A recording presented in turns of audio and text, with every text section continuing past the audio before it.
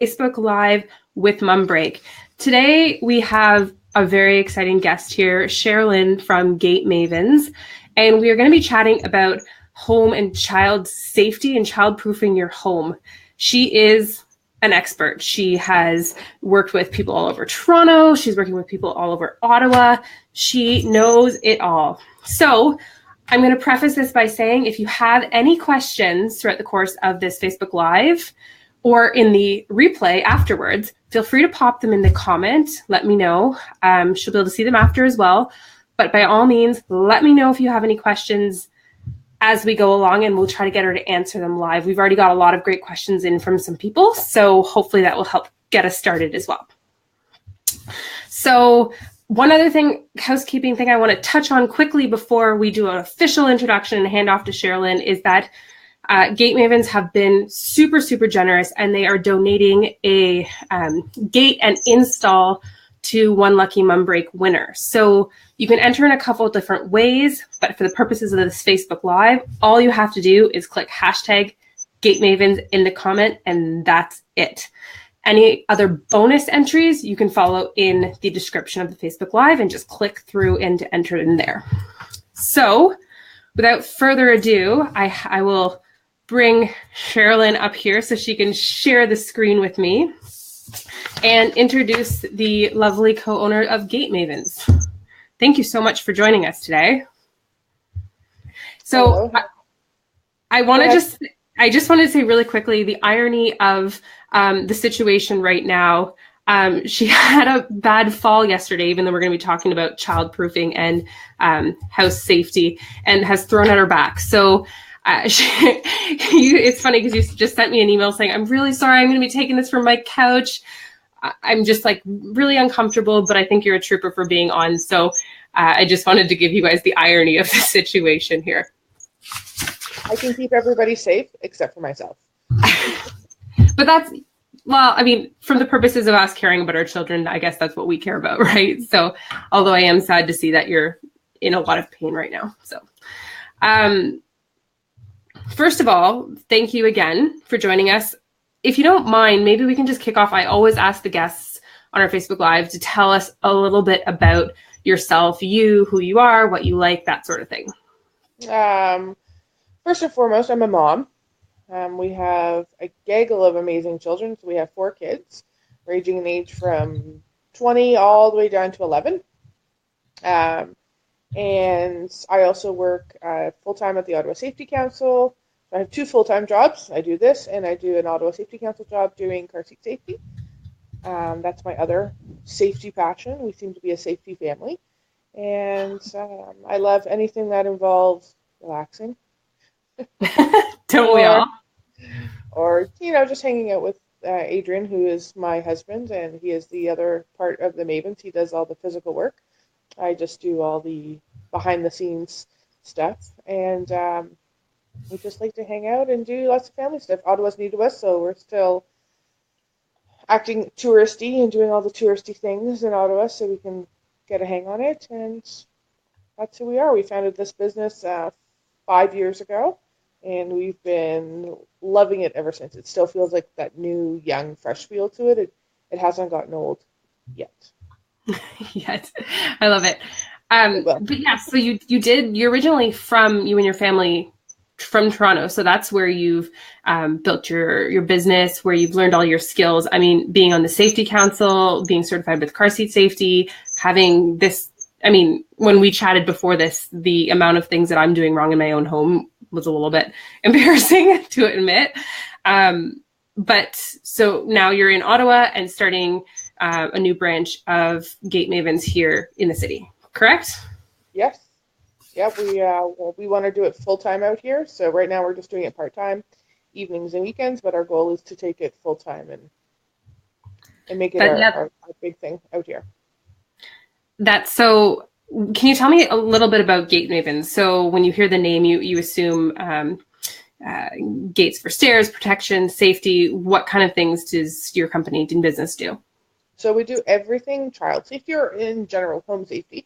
So we will come into your home, and right now we're doing free consultations in Ottawa. So we'll come into the home, and we'll walk through everything, and we'll discuss all the things that, not that we think are wrong, but what we could improve upon and make things a little bit safer.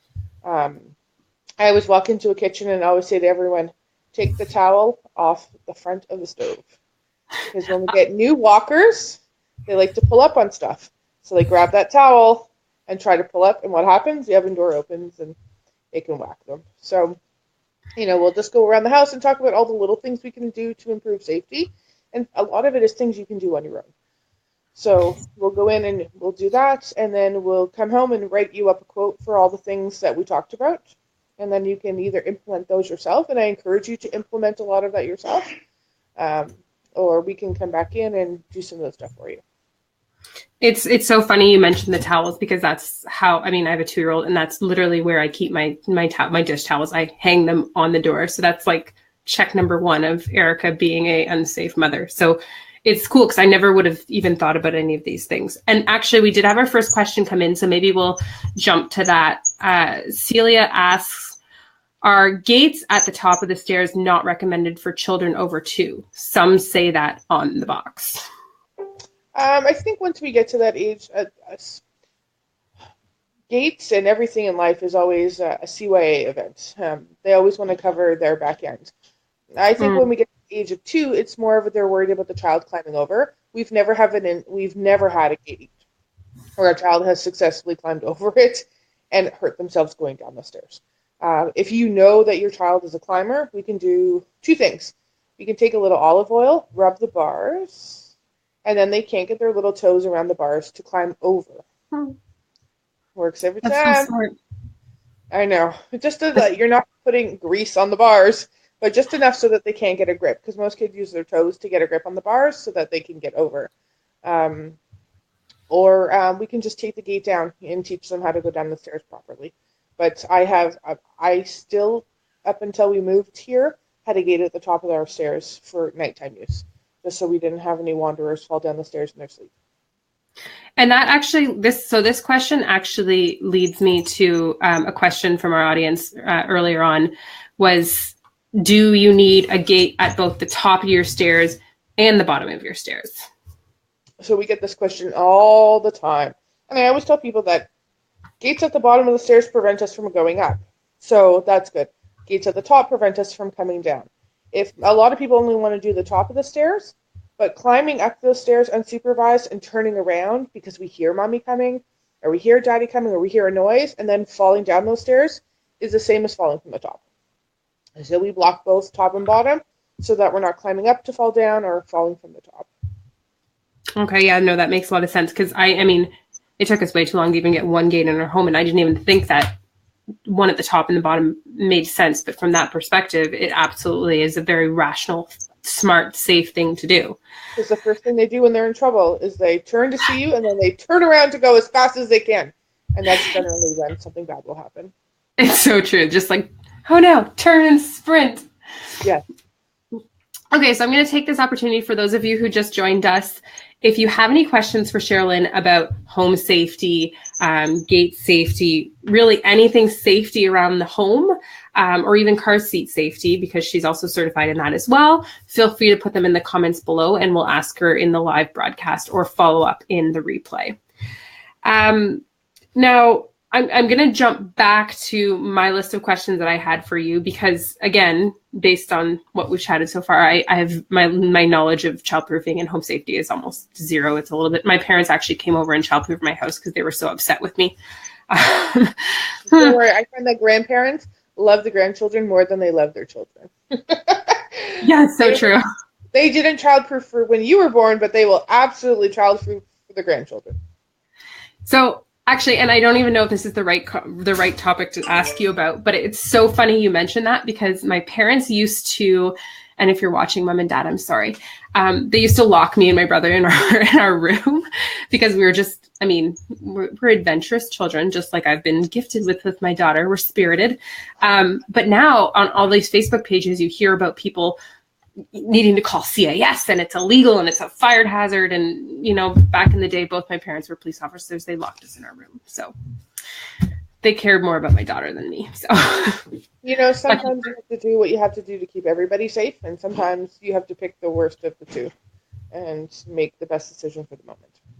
I like that philosophy. So, I mean, what do you tell somebody who doesn't necessarily believe in childproofing their home, or who doesn't see the value in it? You know what? It's one of those things. You're gonna take on that risk that potentially something can happen, and I'm all about informed decisions. If you know what you're getting into and you've made an informed decision and you're okay with it, that is your decision to make as a parent. So I will give you all the information you need to try and keep your child as safe as possible. It's whatever you want to do with that information. So at the end of the day, that's all you're doing, as long as you have that good base knowledge of what you're getting yourself into. Yeah, that And makes some sense. people are all about risk and they don't mind. I'm not a risk person. That's why I'm in the safety business. I won't take the risk. Logical. That makes a lot of sense. So, from a danger perspective, within the home, what, in your opinion, if you had to pick one thing that was the most dangerous thing within the home for children, what would it be and why? Wow. Sorry. No, it's okay. One thing that's the most dangerous, I would say, furniture falling or toppling over. We get super curious when we're older, so it's not something you have to do like when they're a newborn. They're not going to topple over a dresser when they're 3 weeks old. But I find when we are the 18 months or so and we're super curious and we're moving well on our own and we start opening drawers and using those drawers as stairs to kind of reach whatever's on the top of whatever we want, or climbing up a bookshelf or all those fun things. So furniture tethering in the winter, gas fireplaces are a Hmm. huge danger. Um, CHEO here in Ottawa and Sick Kids in Toronto, their burn unit sees an enormous increase in burns to children in winter through gas fireplaces because that glass gets scalding hot. Um, so that is a big one. And then falling down the stairs. So those would be the top three.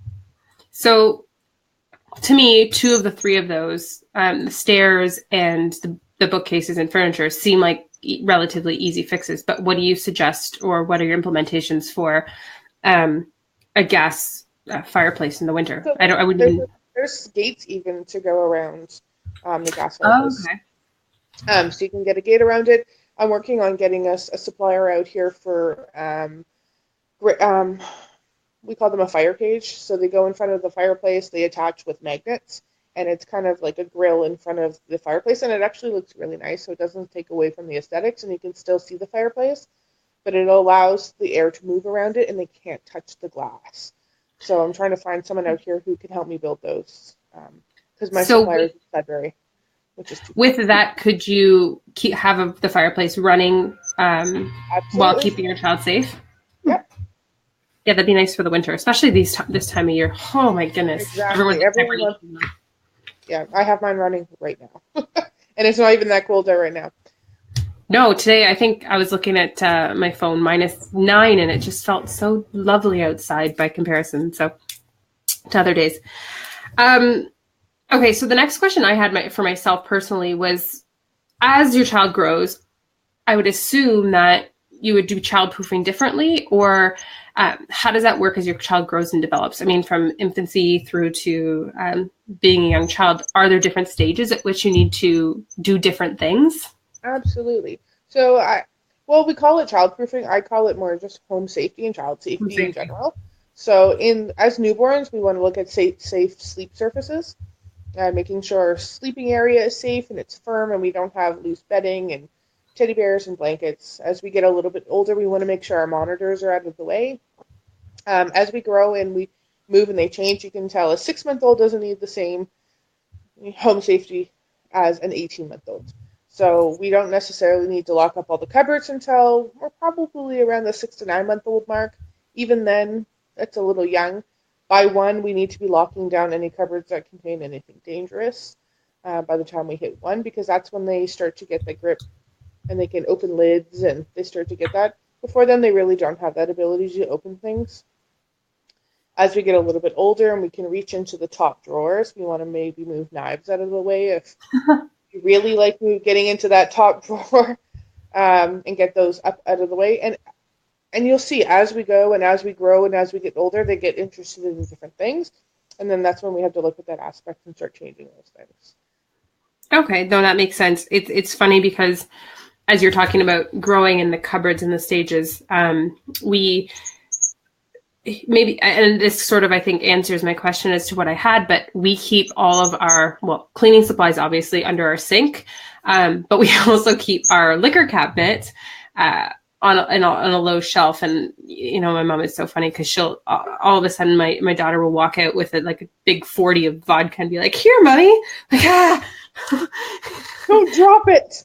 Oh my, or actually the worst, and this is my like shameful bad mom moment, but last New Year's, I was a little worse for wear in the morning and I was on baby duty, and my daughter took a beer out of our fridge and just went, psh, and it shattered so I mean, A, I was terrified about her poor little toes and the glass, and B, I was, you know, hungover with the beer at 6 o'clock in the morning all over my kitchen. So it was a lose-lose. So what's the best way then to keep the kids out of low cupboards? Is it like latches? Is it elastic bands around? Like, what's your suggestion for those? If the elastic band works for you, I'm all about doing whatever works for your family. Not all families can go out and buy a $30 pack of cabinet locks to keep things safe. We really love the Kidco adhesive magnetic locks. That's what we use in all the homes we go to. They're fantastic. It's just a little key. Put it on the cupboard, open it. You have the ability to turn those latches on and off. So when you don't need it or you need to access your liquor cabinet on the regular, you can get in and out easier.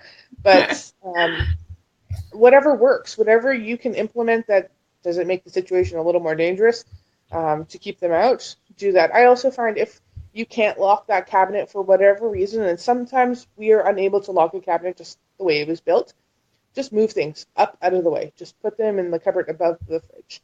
It's not very convenient to get to the stuff, but all you need to do is get it out of the way. No, that makes a lot of sense. And not just under the sink, also in the laundry room, because those are the cute little Tide packs, delicious. So you want to keep all the too. Yes, they're very dangerous.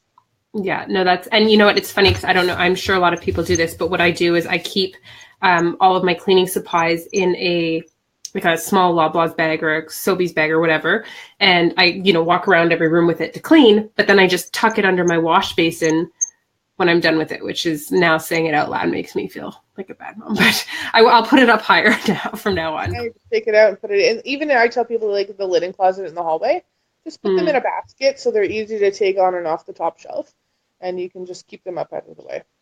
Yeah. Okay, so I'm going to take a really quick moment for the people who are on live watching. If you want to enter the giveaway, you have a chance to win a safety gate and install for $190 value. If you're in Ottawa, I highly recommend taking it up. Sherilyn and her partner Adrian have like awesome recommendations and everyone loves them. So all you have to do to enter that is do #GateMaven in the comments and you'll be rocking and good to go. And if anyone has any questions, keep asking them. We have a couple of more here to tackle, but just throw them in the comments if you have questions. Okay, so this one, and again, I'm sorry, this is kind of a broad question and you may not be able to pick just one. But one of the questions we had from one of our followers was, if you had to pick just one safety tip that you would recommend to parents, what would it be? I know it's the age-old answer, but get on your hands and knees and see what they see. I would have never thought of that. That's not age-old to me. I hear that often. Like, just get on your hands and knees and see what's at their level. We see things totally different than they see. They see things from a lower level. They can see things that we would normally see. And also think of it as a sense of adventure when you're down there. So you're looking to have fun, because that's all they want to do is have fun and get into everything they're doing is about fun. So when you're down there, just think, that would look fun to pull on that cord. It would look fun to stick this into that electrical outlet. So just get down to their level and see what they're seeing. And you'll have a whole new perspective on what's going on and what's at their level. That's too funny. Anyways, I'm not going to keep talking and harping on how unsafe I am. But we'll come over next weekend and we'll get you all set. Hopefully by then, after this conversation, I'll have fixed all the things that I can fix. So Okay, so another question I wanted to that we got from people was the baby monitors. So, I mean, now we have these fancy video monitors, or I mean, the majority of people do, where we require, that video component to be mounted or placed somewhere. What is your recommendation for where to put that component of that monitor in the child's room? When they're little and parents love, we actually never had monitors for our children. I figured they'd scream loud enough we'd hear them at some point. Um, but whenever we go into a home, the first thing I know when we're doing our home consult and we're looking around, as soon as I walk into a bedroom, I know what to see. We're going to see that monitor is right on the edge of the crib or right next to the crib on a change table or a dresser, and it's still within arm's reach. Those little arms can sneak through those bars and grab the cords. So we always recommend putting it on the opposite wall of the crib, Okay. but put it up nice and high so that you can pan it down and look and see the whole length of the crib. So you're actually mounting it on the wall beside the crib then? All the way, but not right next to the crib. I usually recommend the wall opposite of the crib. Okay, so on the direct opposite. And the higher you go, the better visual you're going to get. So what if, so this is going to make me sound like such a priss, but what if the room is really wide? So mounting it on one side of the room is quite far. You can mount it at one of the ends. Just make sure we're not more than an arm's length away. You want to make it your arm length away. Because those little hands can stretch through those bars and they can reach things that you wouldn't even imagine. Yeah, they're feisty little hands. Okay, no, that makes a lot of sense because, yeah, I've had a couple times where, we've heard a big bang and it's because she's pulled on the cord and crashed everything down. Exactly. So, okay. Okay, a couple more questions I'm going to fire through here that we got. And actually, this is a really good question that I didn't even think about for myself. And I'm embarrassed to admit I don't even have one in my home. So fire extinguishers. Talk to me about, I mean, I'm assuming you have to have one. Is one enough? Where should you have it? Yep. So what's your recommendation? Smoke detectors you're required to have on every level of your home and right outside the bedrooms. So that's a must for everybody. So everyone needs to have those. Also, make sure you have carbon monoxide detectors. I always recommend having one in the basement and then one right outside your bedrooms so that you can hear that noise. And also note that most children, if not all children, don't hear fire alarms or carbon monoxide detectors. They sleep through it. So there are some where you can program your voice and they'll hear your voice saying, there's danger, wake up, there's a fire, danger. So there is that option out there. They're much more expensive, but there is that option. But for fire extinguishers, you want to have one on every level of your home. So one in your kitchen, one in your basement, and then one in your bedroom. Because if there's a fire between you and the front door, or you and your child's bedroom, you need to get there to get them out. So you need a fire extinguisher. Sorry, I just had a little emotional thing there. Oh. I know you're going to Canadian Tire tomorrow or Home Depot and picking up fire extinguishers. Well, that's the thing. The idea of not being able to physically get to my child to rescue her in a fire is actually making me sweaty and uncomfortable right now. I mean, we would walk through that fire to get to them. How are we getting them out of that bedroom? That's a good point. Jumping 2 stories with them is probably not the safest idea. So there's also escape ladders that you can get for your bedrooms. You just tuck it under the bed, and when you need it, you put it in the windowsill, and you climb out. And they're super handy. They're around $100, depending on the size. There's 2- and 3-story fire ladders. They're very compact, so they just sit under your bed until they're needed, and they can help you get out in an emergency. And usually, by the time you realize there's a fire in your home, it spreads very quickly. So you're limited in your options of getting out. So fire extinguishers, super important. And if you need one, a fire ladder. Do people, okay, so I'm sorry for my ignorance, but do people actually have fire ladders in their house? Because it seems like such an extreme thing to me. No, depending on your house. If you have 10-foot ceilings and you're downstairs, by the time you get up to your second floor, you're 12 to 14 feet above ground. And you're not going to throw them. I mean, if you have to, you absolutely will toss a kid out the window. Yeah, not really ideal. Don't want to.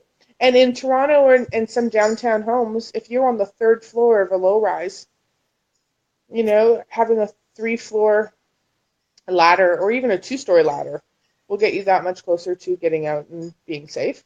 So they're a great options for families who need them. And some people have a more of a worry of fires than others. So just having that little bit of a backup plan, and that's all it is. It's insurance. Just in case something happens, this is your insurance and getting out. No, that makes a lot of sense. Yeah, it's something I wouldn't think about. And I know that the things that I worry about now are, we've recently heard in the news that, and for those of you who aren't in Ottawa, you likely wouldn't have heard this story, but recently in a Barhaven home, there was I don't even know how to describe, a break and entry with a gun. And it was very scary. So that's sort of what I'm concerned about, but that's my personal bias, right? Someone else's personal bias may be fire. I think about not locking my door and someone coming in at gunpoint and attacking us. That's actually one of my things too, so don't worry. But yeah, we can add extra locks to the front door that not only keep kids in, but keep people out. So door guardians are fantastic. Sorry, what did you just say? Called a door guardian. It goes on the inside of your door, and it's 20 times stronger than a deadbolt. Okay, door guardian. Got it. Okay. All these things I didn't know. Very cool. Okay, so I didn't want to talk. I'm going to ask you one more question. I didn't really want to talk about this too much, but I sort of have to. You're also certified. Sorry, I have fluff. Certified car seat technician. You're just like amazing. You have all this car seat safety knowledge. I have to ask you, because my child's sort of at that stage, the rear facing, forward facing debate. When do you recommend switching a child over from rear facing to forward facing? So I don't have a recommended age to do the switch. I have a recommended age to keep them, a minimum to keep them rear facing. So my minimum is 2. Everybody can get to 2. There are very, very few children who actually cannot rear face because of real car sickness. Most kids in throwing up in the car actually is not car sickness. It's just a one-off or something that happens. But rear facing versus forward facing, everybody should be aiming for 2 to be their new minimum. Longer, the better. What we're doing is protecting their neck and their spine. Most people don't understand how car crashes work. So in a rear facing seat, that seat is going to be rear facing, and it's going to rotate down towards the floor of the vehicle, and then it's going to come back up. And that motion is reducing those crash forces. When we're forward facing, our head comes forward, our arms come forward, and that neck forward motion can actually snap their spinal cord. I don't mince words. A lot of techs will take the nice flowery route with rainbows and unicorns and all those wonderful things. I don't. It can snap their spinal cord. And what we're doing with that rear-facing seat is allowing the seat to absorb those crash forces and not the child's neck. And a lot of parents are really concerned about legs. They have this leg thing. But what about their legs? Actually, most children who are rear-facing don't have any leg injuries. And if they do, it's a leg. The hip, it's the leg. Leg, fine. We got to even out, we go back to risk, what risk we're willing to take. But when we're forward-facing, the number of leg and arm injuries is amazing because those legs and arms come forward and they hit the front vehicle seat and they break. Oh, I shouldn't have asked this. I'm feeling a little sweaty again. It's sad, but I appreciate you, again, like you said, not mincing words, because I for one switched my daughter well before too. And my excuse was, oh, she'll be happier in the car, and she's a big 2-year-old, so it's okay.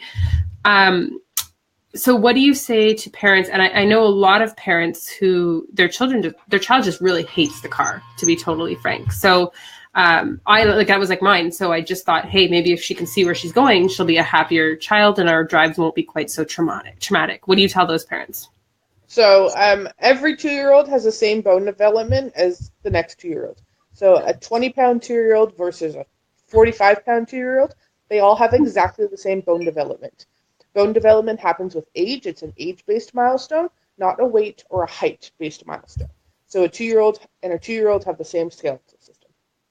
So being a big 2-year-old versus a small 2-year-old doesn't matter. Cars, kids hate being in cars. They start right around 9 months, and it doesn't stop until they're about 2.5. They hate being restrained. Why? Because at 9 months, they learn how to crawl. Typically. Yeah, that's true. Freedom. They have freedom, and they want to roam, and that's all they know how to do. And when you put them in a car seat, you're restricting them. You're restricting their movement, and they can't do the things they want to do. So they hate it, and they show their hate by screaming. It's a thing. So I always tell parents, if you wouldn't let them walk around the house with knives, that's just a thing we don't do.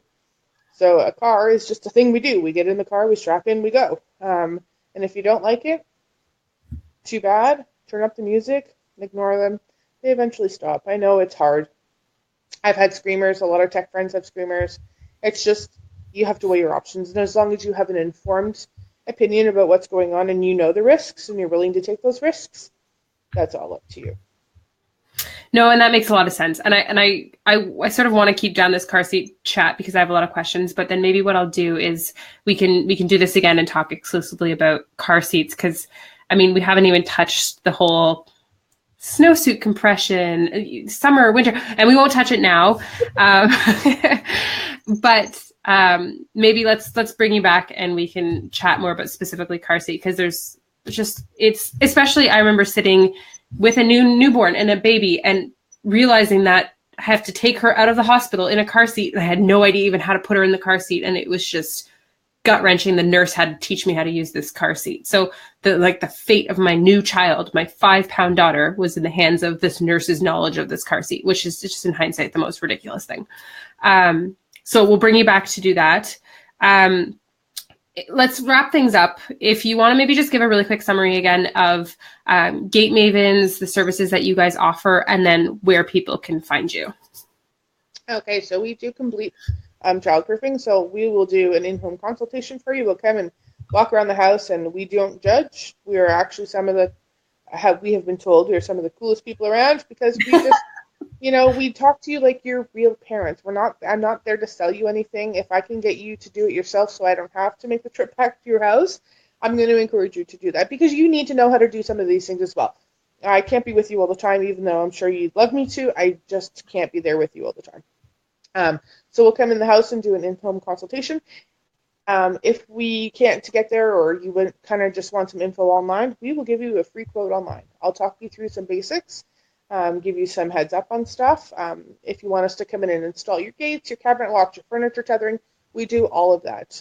We can solve most problems. If you have a difficult situation or a certain problem, even with seniors, we have people contact us who have elderly grandparents or elderly parents who have dementia, and we have to keep them in the house, or we need to keep them in a safe area of the house, so we can help with that, or unruly pets, doggies, we can contain them as well.